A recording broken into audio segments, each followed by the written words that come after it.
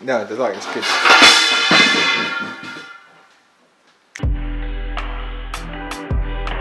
I've got some sea moss here, which I gave a lady at work probably about 2 weeks ago. And she was saying that she had an iron deficiency, and I said to her that sea moss is one of the best things that she can use because it's got 92 minerals.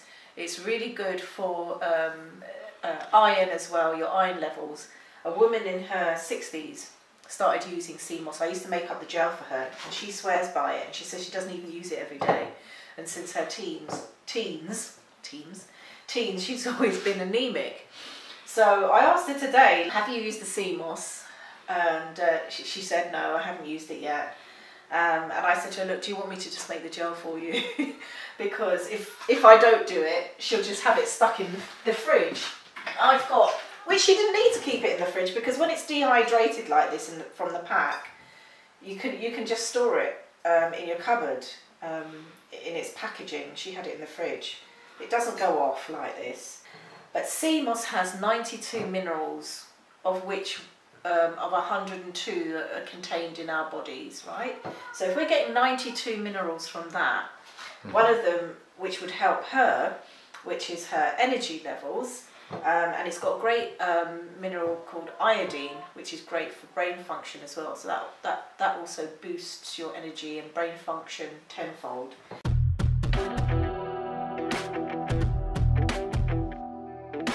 I've got some mineral water here, Sarka, and I always look to have a look on the labelling whether it's at least a pH 7, and this is over, it's about pH 7.8.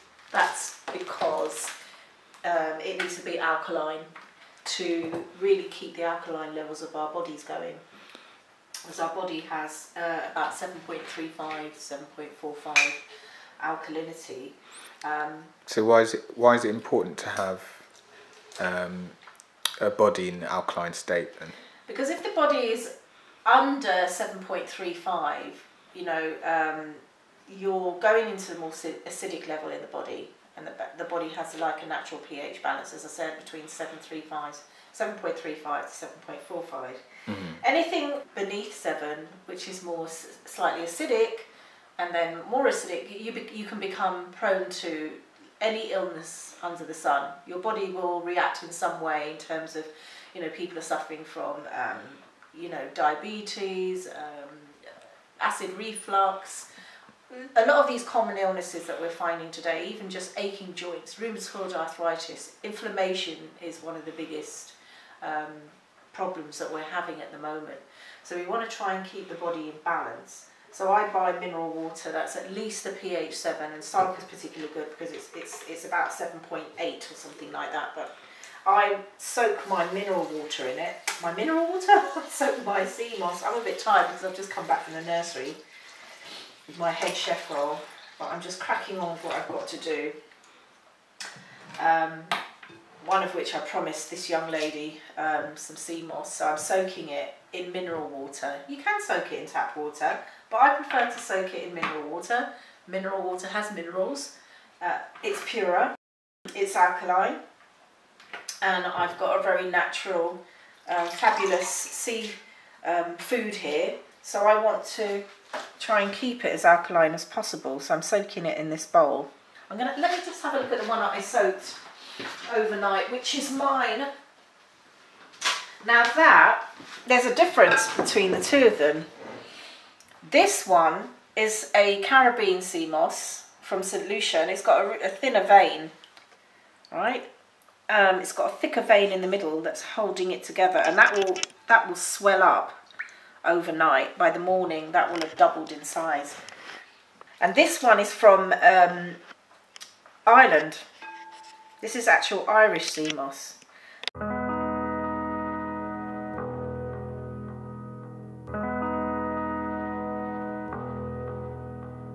Before I started on this journey, I was overweight, I was asthmatic, I was pre-op, and I eliminated all of those things by following a plant-based, alkaline lifestyle. And when I say lifestyle, to me it's not a diet. It's just a matter of educating yourself on the type of foods that are more alkaline in nature, and switching them out. So I have a lady at work and she suffers with rheumatoid arthritis. So she's a vegetarian. One of the biggest things I asked her to cut out is dairy, because dairy is huge in connection to inflammation in the body.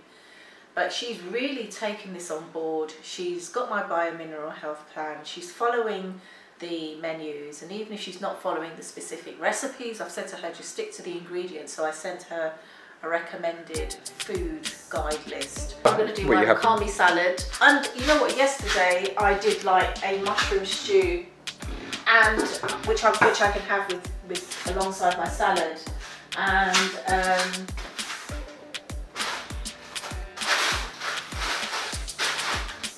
all the matoki bananas as well, because I can have that with the mushroom stew and the salad, but I can still have my mushroom stew. It doesn't look aesthetically pleasing, but that jus or sauce in there is absolutely delicious.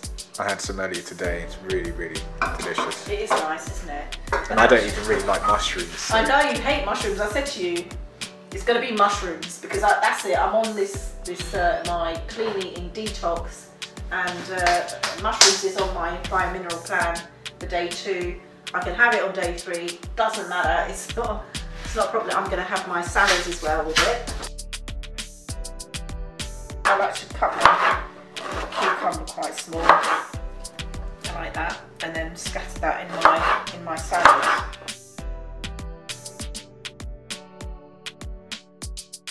It's always better to start a detox over the weekend. So today's Monday, I went back to work, and yeah, I was able to get up, you know, without struggling about, you know, thinking, oh, 5 more minutes, I'm feeling really tired, and I felt more mentally focused. I was more, you know, I had more clarity. Even today, doing my role, you know, you're under pressure in the kitchen. You've got a certain amount of time to get that meal out. And I was bouncing around the kitchen, not worrying about the time so much, because I knew I was just on point, and I was firing on all cylinders, which is great. I'm glad that I pulled myself through that 3 days, because it isn't easy for everybody. I have detoxed before. I do detox every year, and it's easier if you're eating well, you're eating clean, and you're adopting the lifestyle of you know, making sure you've got enough minerals. I eat a lot of organic foods. You can't always eat organic, and a lot of people say it's expensive, but there are ways of having organic on a budget, and you can just buy foods from farmers markets that may not necessarily be certified organic, but they're grown naturally.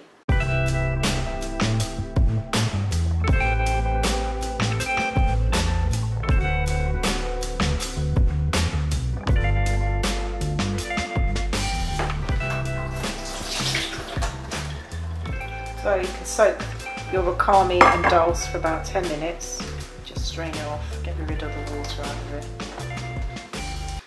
What's that then? So it's radish, but it's been sprouted. So you can sprout grains, and you can sprout certain foods. And this is what we call live foods. That smells really nice. Look at that. And guess where I got that from? Where? Lidl. Lidl do. It's 85p an avocado. I just grab a few. It sounds expensive, but you know, when you're eating complete plant-based, and this is, if you think about this being, this keeps you satiated. It's a great fat as well. But I'm not having chicken. I'm not having fish, but an 85p avocado, and just half of that is all I need to keep me satiated, and those mushrooms as well.